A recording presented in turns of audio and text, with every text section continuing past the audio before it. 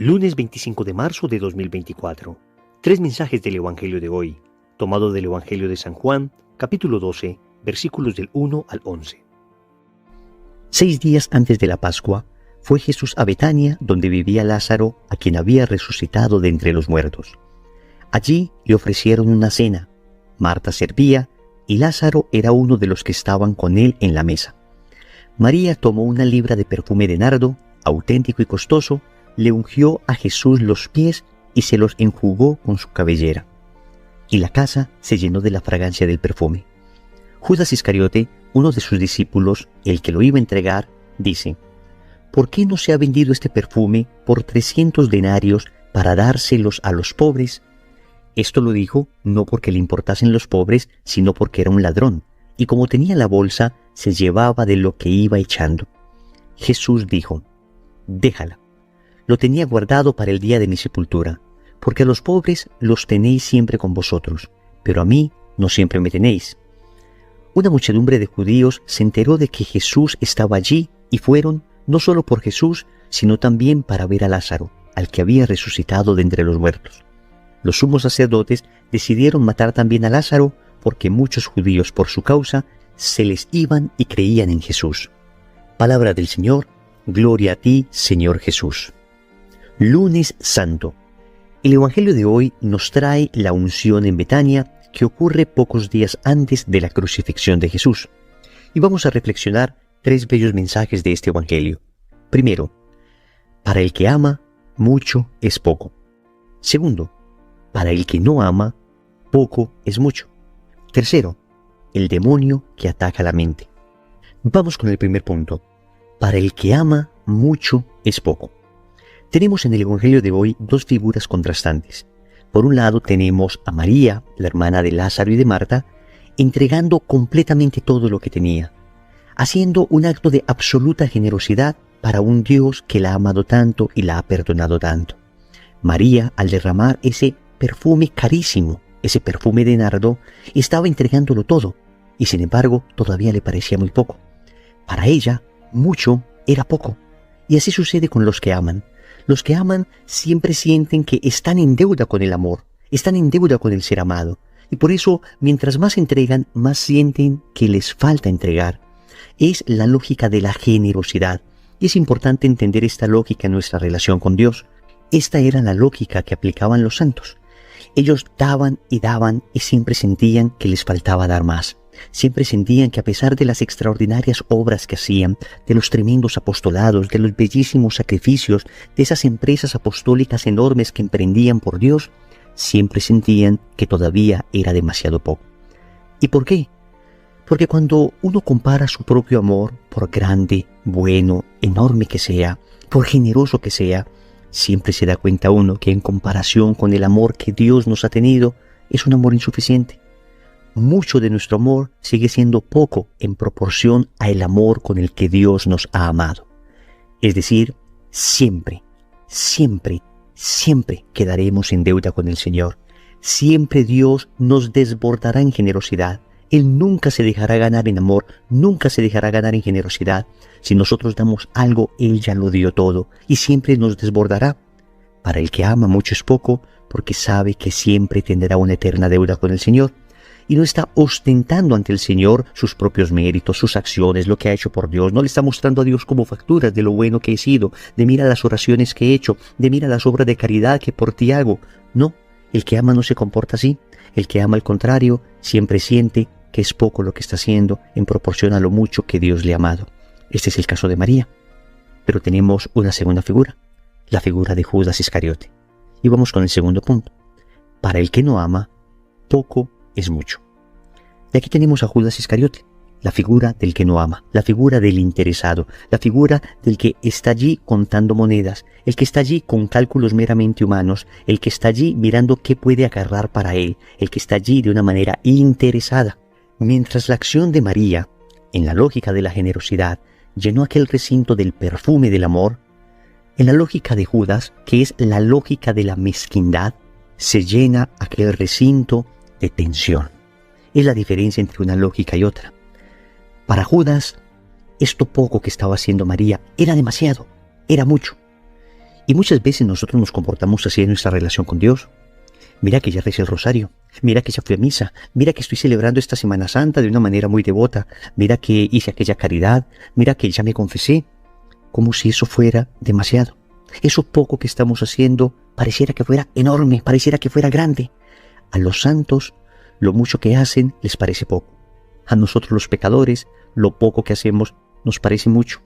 La lógica de la mezquindad. Y por eso, bajo esa lógica, es que se comprenden acusaciones, perdónenme la expresión, ridículas que le hacemos a Dios cuando decimos, por ejemplo, Señor, si he sido tan bueno, Señor, si hice esta obra, Señor, si hice aquello por ti, ¿por qué me pasa esto?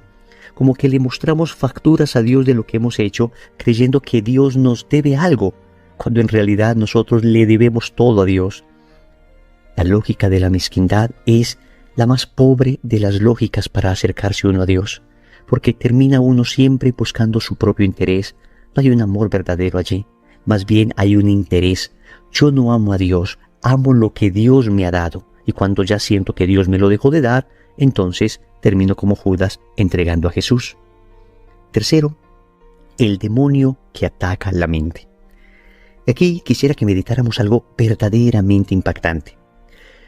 Seguramente Judas ya estaba discurriendo en su interior si es que Jesús era verdaderamente el Mesías o no, si es que iba a servir de algo lo que él estaba haciendo, si es que de verdad tenía sentido tanto sacrificio, tanta itinerancia, estar de aquí para allá con este Jesús que no terminaba de llenar las expectativas falsas del mesianismo político y militar que tenía Judas en su interior.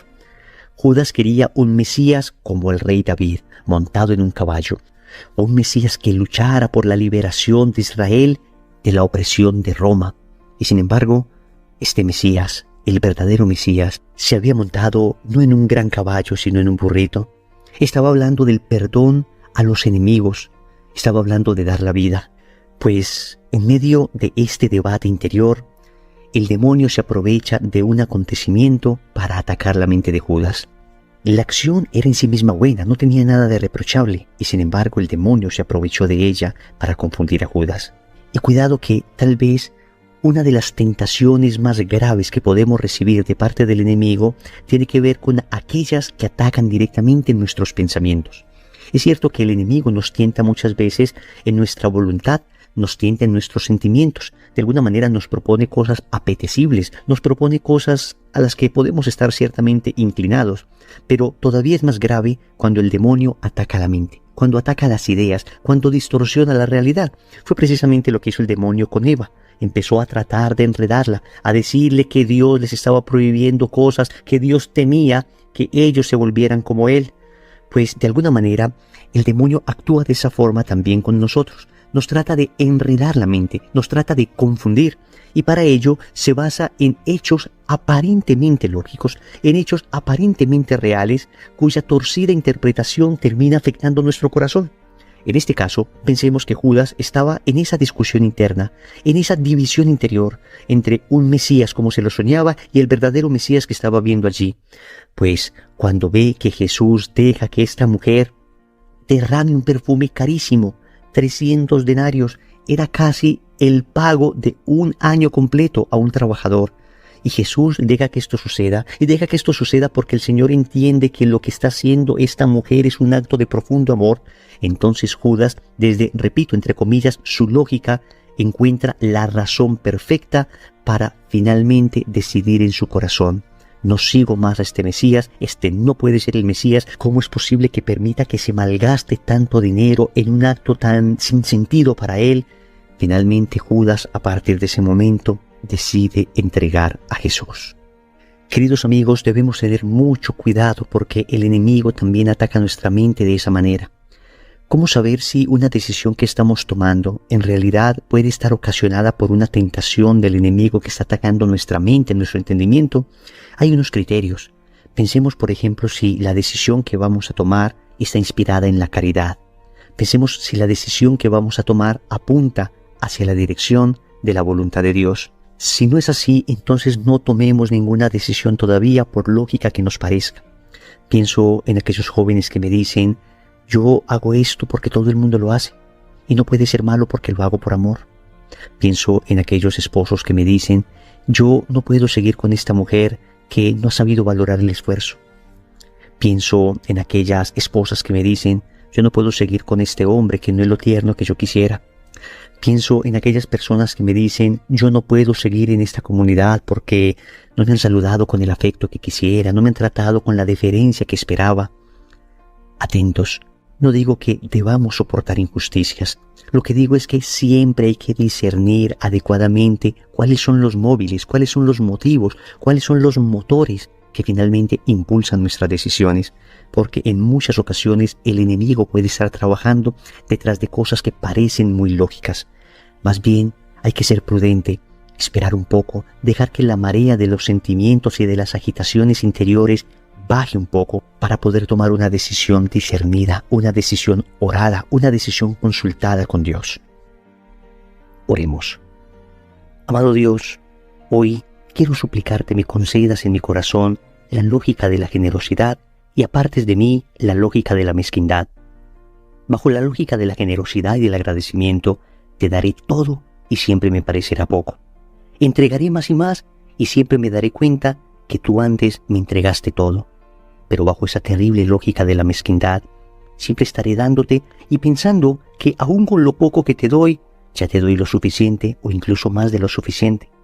Te suplico, Señor, que me concedas un corazón como el de esta pobre mujer, como el de esta mujer arrepentida, como el de esta mujer que lo entregó todo por amarte, y que apartes de mí todo sentimiento de mezquindad, todo sentimiento que me asemeje a Judas, todo sentimiento que me haga pensar que lo poco que te doy es mucho.